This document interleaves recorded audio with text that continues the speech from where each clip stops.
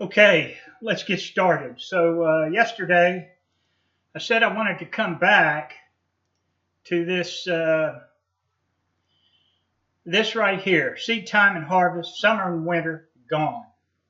And to do that, I want to start off by reading some words that were given previously regarding Seedtime and Harvest. This is from September the 5th of last year.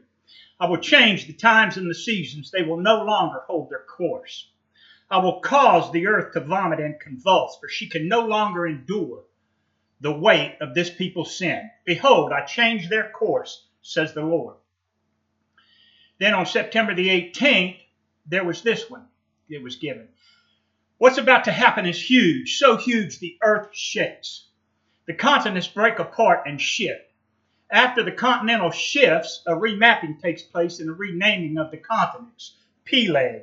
And I put that in there to try to guide the listeners on that. Probably didn't do a good job, but actually in Genesis 10:25 you find the verse, and unto Eber were born two sons. The name of one was Peleg, for in his day the earth was divided.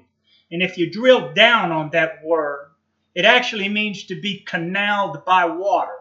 So that is when I believe the earth, the continents within the earth begin to shift and break apart to what we see today. Now that's my view, take it for what it's worth. So let me continue on this. So the sun will begin to withdraw its light, the moon will hesitate to run her course, the laws of nature will be interrupted. Lights will be visible at night, darkness will overcast day. See how I confound the wise and make their plans foolish, says the Lord.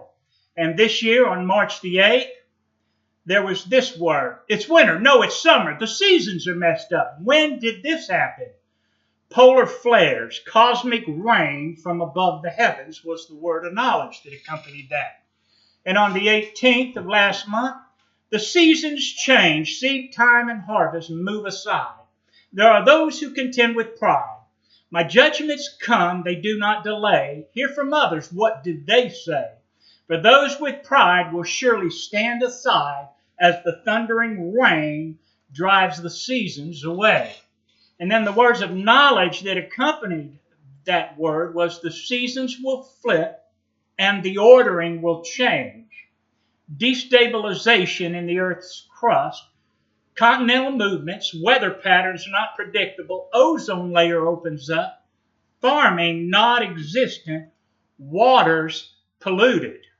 So that takes me back to the prophecy that was given in Genesis to Noah. In that prophecy, the signs of promise from God to Noah were that the seasons would remain fixed and stable, keep their course unaltered. However, God is giving words where that's not the case. So let's look at, here's the prophecy in Genesis. You find it in 8:22.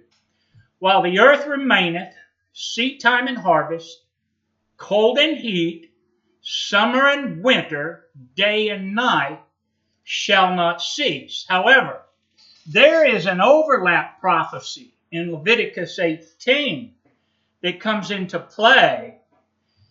And you find that in Deuteronomy 28, parts of it. But it's the law of God concerning sexual perversion. And in Leviticus 18, I'm just going to summarize. Here's what it actually says. The land will convulse its inhabitants, causing the seasons to no longer remain fixed under God's judgment. Now, that's what we find in Leviticus 18, and we also find it in Leviticus, verses 27 and 28. Of the whole chapter of Leviticus 18, I'll provide that as an addendum. I won't include it in here, but I'll post it out there.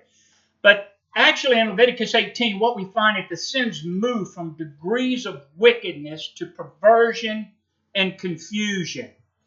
And in verse 24, it says, the land is defiled. And this is God speaking. Therefore, I do visit the iniquity thereupon it.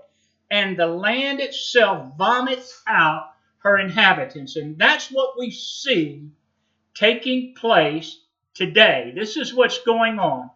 In verse 20, here it is, in 27 and 28 verse, it says, the land becomes defiled and it spews out its inhabitants. So the overlap prophecy in Leviticus chapter 18 overrides the prophecy given in Genesis chapter 8 to Noah.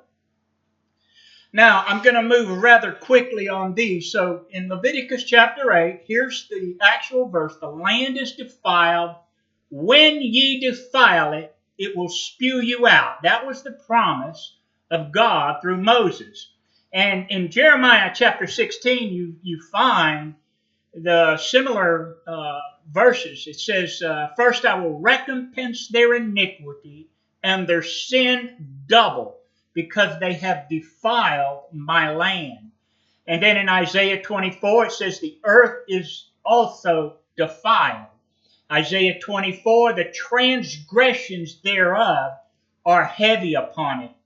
The earth mourneth, and it fadeth away. It fadeth away. So what we see going on right now is the earth can no longer bear up under the sins, under the iniquity, under the transgressions, under the perversion of this people. And that's what we see going on, the land convulsing.